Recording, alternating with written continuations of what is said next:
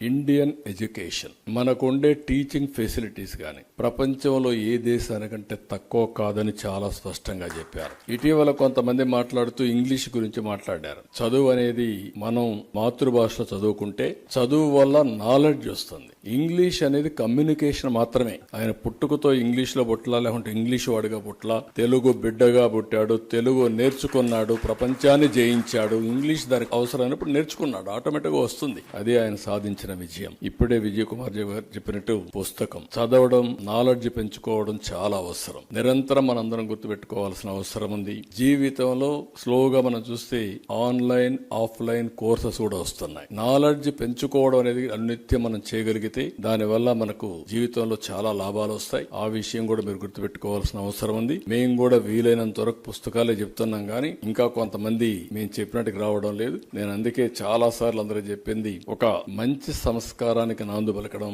ఎక్కడికి వచ్చినా కూడా ఫ్లవర్స్ కాకుండా, గార్లెండ్లు కాకుండా చాలా వరకు నివారించాం. ఇంకా ఒక కన్స్ట్రక్టివ్ పర్పస్ కి మా దగ్గరికి వచ్చినప్పుడు ఒక పుస్తకం తెచ్చి ఇవ్వడం, ఆ పుస్తకాన్ని లైబ్రరీ పంపించడం, లేకుంటే మీరు ఇచ్చే ప్రతి ఒక్క పైసా పేద ప్రజలకు ఉపయోగపడే విధంగా చేస్తే ఇంకా బాగుంటుంది. అది చేయాల్సిందిగా ప్రతి ఒక్కరిని కోరుకుంటూ వండర్ఫుల్ ఈవినింగ్, ఒక మంచి కార్యక్రమం. దీనికి అవకాశాన్ని ఇచ్చినటువంటి నోరి దత్తాత్రేయ గారికి మనస్ఫూర్తిగా అభినందిస్తూ పుస్తకాన్ని కూడా చూశాను. చాలా బ్రీఫ్ గా ఉంది. ఓసారి కొంతమంది వేల పేజీలు వచ్చేస్తాయి, అది ముయ్యాలంటేనే భారంగా ఉంటుంది. అట్లా కాకుండా సింపుల్ బుక్ తెచ్చారు, చాలా అట్రాక్టివ్ గా తెచ్చారు. పబ్లిషర్ ని కూడా మనస్ఫూర్తిగా అభినందిస్తూ